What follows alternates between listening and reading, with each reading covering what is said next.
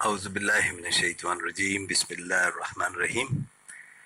آج کوشش ہوگی کہ پیغام الہی نام کی جو ہم نے ایک پبلیکیشن چھوٹی سی نکالی تھی آج سے کچھ وقت پہلے، اور یہ ایفرٹ تھی ہمارے ان جمعے کے ساتھیوں کی جو کہ ہمارے پاس جو کہ مولوی لوگ نہیں ہیں بلکہ مجھ جیسے کوئی ڈاکٹر ہے، کوئی اور اپنے اپنے پروفیشن میں ہے، اور ہم اپنے آپ کو اسٹوڈنٹس آف قرآن کہتے ہیں صرف اس لیے کہ ہم یہ چاہتے ہیں کہ قرآن کو ایک اسٹوڈنٹ کی طرح پڑھیں اور نیچرلی اس کا پڑھنا با مقصد ہو، بے مقصد نہیں۔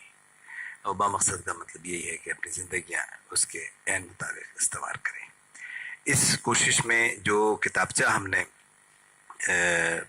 ترتیب دیا تھا، کوشش کر رہا ہوں کہ آپ تک پہنچ جائے چھوٹی سی گفتگو میں۔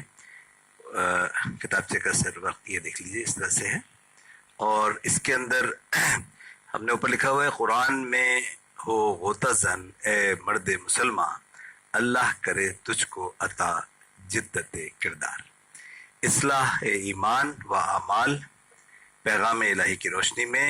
لکھا ہے ہم نے اوپر ہی کہ اس کتاب سے آپ اور آپ کے گھر والوں کی زندگی کے معمولات کو قرآن و سنت کے مطابق ڈھالنے میں اور آپ کی دنیا و آخرت سنوارنے میں انشاءاللہ مدد ملے گی۔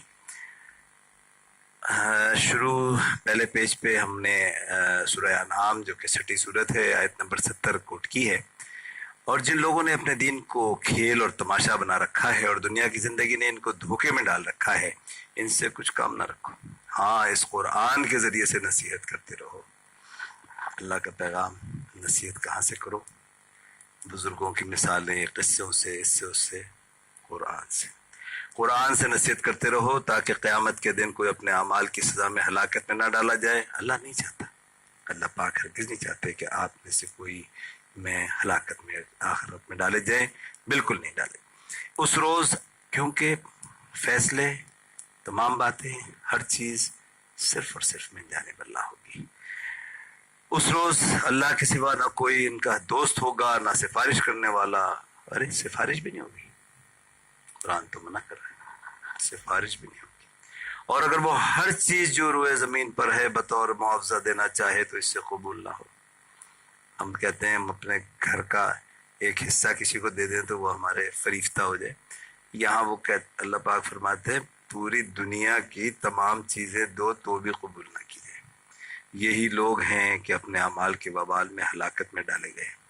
ان کے لیے پینے کو کھولتا ہوا پانی، یہ یہاں کے جو مزے ہیں، جو ٹھنڈے پانی اور فریج اور نہ جانے کیا کچھ ہم انجوائے کر رہے ہیں، وہاں پر اگر معاملات خلاف ہو گئے تو پھر پینے کو کھولتا ہوا پانی، and one can very well imagine کیا کھولتا ہوا پانی پیا جا سکتا ہے، اور دکھ دینے والا عذاب ہے، اس لیے کہ ریزن بھی بتا رہا ہے اللہ پاک، کفر کرتے تھے۔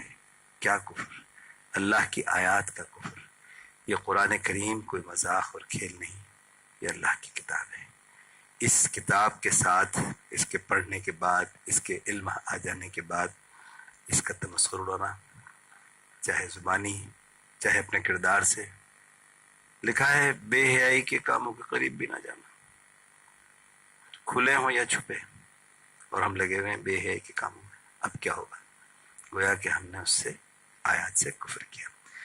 کہہ دو کہ جو ایمان لاتے ہیں، اب میں اگلی پڑھ رہا ہوں جو ہم نے یہاں کوٹ کیا ہوا ہے، حامیم السجدہ جو کہ 41 صورت ہے، اور اس کی آیت نمبر 44۔ کہہ دو کہ جو ایمان لاتے ہیں ان کے لیے قرآن ہدایت اور شفا ہے۔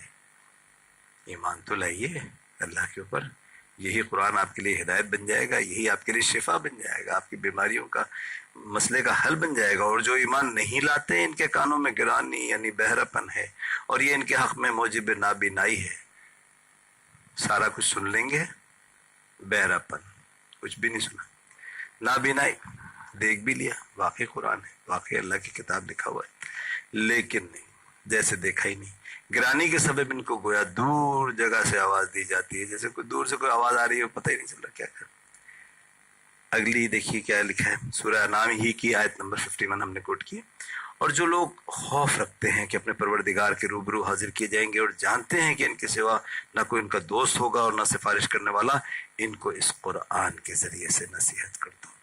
نصیحت بار بار کہاں سے آ رہی ہے؟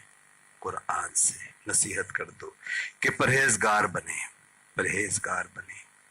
پرہیزگار کھانے پینے کی چیزوں سے پرہیز نہیں، وہ بھی ہوگا الاؤڈ اور ناٹ الاؤڈ کا جب بات آئے گی، لیکن جو کچھ یہاں پر ہے وہ کیا ہے؟ وہ ہے فلاں کام جھوٹ سے کام چل جائے گا۔ جھوٹ اوہ خدا کی پناہ نہیں بول سکتا، کسی کو دھوکہ ذرا سا یوں کر دو بڑا فائدہ، نہیں، دھوکہ نہیں دے سکتا۔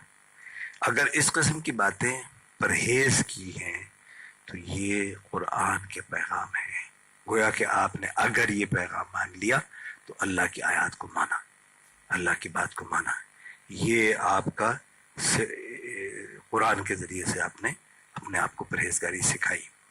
آخری لائن اس پہ، اللہ جس کو چاہتا ہے اپنی بارگاہ کا برگزیدہ کر لیتا ہے، اور جو اس کی طرف رجوع کرے اسے اپنی طرف راستہ دکھا دیتا ہے۔ یہ سورہ شورى کی آیت جو کہ 42 سورت ہے، آیت نمبر 13 میں ہے۔